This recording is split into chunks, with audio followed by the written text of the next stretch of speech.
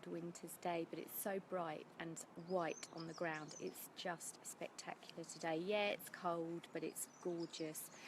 And this is that period in between Christmas and New Year where there's that sense of releasing this year and whatever it's meant to you and bringing in the new. So I wonder what your New Year's, I don't even like resolutions, I think that's a little bit old-fashioned, but what your intentions are going to be for this next year coming.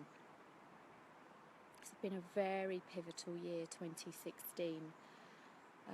So many completions and endings, and have you noticed the changes that have happened in your own life and maybe of people around you? And there's been a lot of strife and bad things happening, or perceived bad things happening, as we change and step up into our new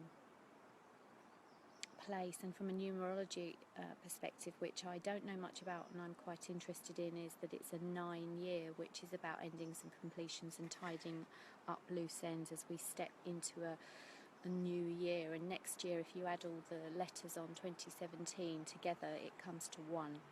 And it's a 1 year, so it's starting a brand new cycle, and I feel very excited about this next year. But this kind of lull in between Christmas and New Year, it's just time to just rest, recuperate, and I'm just definitely going to go be detoxing for 2 or 3 days next week so that I can move some of this Christmas food and booze through. So let's just take a couple of minutes to take a deep breath and become still. Let the breath bring you into the present moment of whatever you are, wherever you are now, whether it's even just 5 minutes at work or at home or whatever you happen to be doing, just stopping. Let the world carry on around you while you anchor your feet somehow to the ground and just breathe.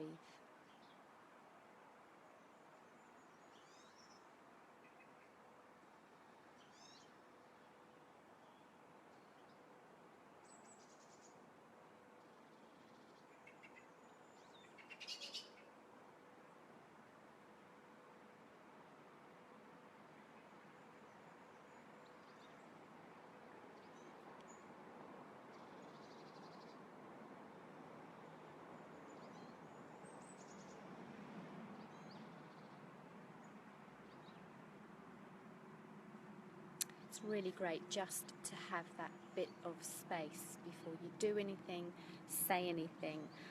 Can you imagine if we all injected that 2 or 3 breaths at the beginning of anything that we ever did, how life may be very different. So, welcome Yangi. My friend Lynn has given me the name of us Yang women as Yangis, which I totally love. And we've talked, and this is day 29, and we've talked about the challenges of being a Yang woman. We've talked about the desires of a Yang woman, and we're talking about how to be authentically feminine. And I'd love you to comment and show us, ladies that are tuning in, or people that tune in afterwards watching these videos, how you feel that being authentically feminine looks like. Whatever you'd like to share with us, it would always be great, because I have one perspective and other people have different perspectives, and it's always good to have that collaborative view. So the last day of the authentic feminine videos, which have gone on in those last 6 videos, we've talked about how to become authentically feminine, and I think what wraps all of them up together is about being in your personal power. And notice I use the word being, because doing is not personal power. Being is personal power. And have you ever watched anybody that is radiating a quiet presence, but you just sense that they have a great presence, a great charisma, a great energy, and they don't actually have to shout about it?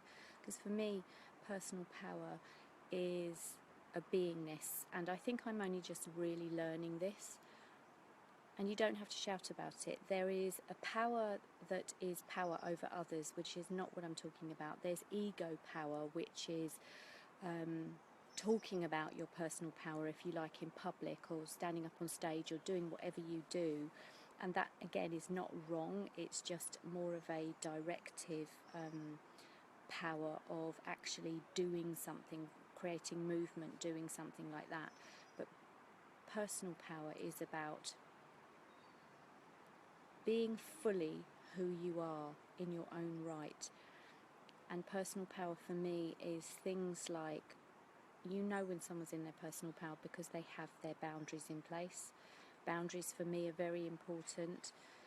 It's about articulating what's right for you, what isn't right for you. And also someone in their personal power is not afraid to be who they are, even if other people don't agree with that. And personal power is very authentically feminine.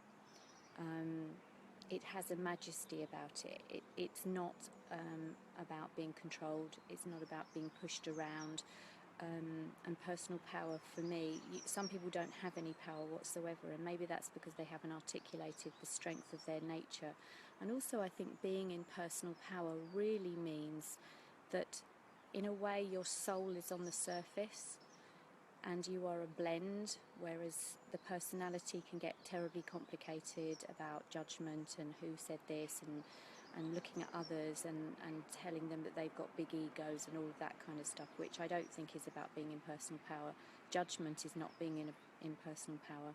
It's rather a radiation, and you can just tell when somebody has stepped into their own personal power.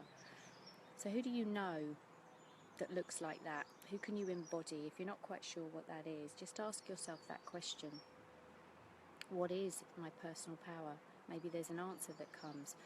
But I'll leave you with this really great little mantra, which I've been saying for some time, because I don't always know what things look like, but I think a mantra is very helpful. And considering we did a video about wisdom and about creativity, let's do this together. Standing with both feet squarely on the ground, taking a deep breath in and out. And say this with me. I acknowledge my power, wisdom, and creativity. I acknowledge my power, wisdom, and creativity. I acknowledge my power, my wisdom, and my creativity. See how that feels? Maybe try that mantra on for the next 21 days, because 21 days apparently with any type of mantra is the most powerful to make it become part of you and sets a new energy. If you're busy thinking about what comes next year, acknowledge your personal power, ladies who are yang. Acknowledge your wisdom, acknowledge your creativity, and let the universe conspire to taking you forward wherever that is meant to take you. So for the last vlog I should just be wrapping up about what we've been talking about, and also to talk about retreats and sisterhood. So stay tuned. Happy Winter's Day to you, whatever you're doing, wherever you're going. And I honour you, I salute you, and I love you, Yang woman. Namaste.